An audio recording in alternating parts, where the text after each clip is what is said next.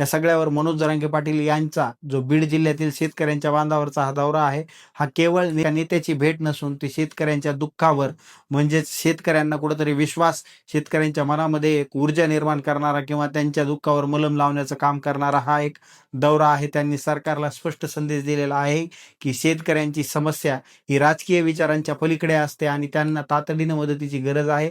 राज्यव्यापी 17 लाख प्लस हेक्टरवरील पिकांचं नुकसान झालेलं आहे किंवा किंबहुना त्याहीपेक्षा अधिक शेतकऱ्यांचं नुकसान झालेलं आहे.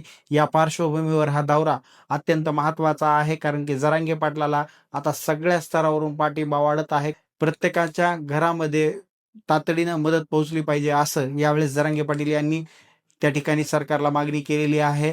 ज्या वेळेस जरांगे पाटील घराच्या बाहेर पडतात त्यावेळेस गोरगरिबांच्या कल्याणासाठीच ते बाहेर पडतात, कारण जरांगे पाटील घराबाहेर पडल्यावर काही मागायला जात नाहीत, तर ते काहीतरी गोरगरिबांच्या पदरात पडावं यासाठी ते दौरा करतात.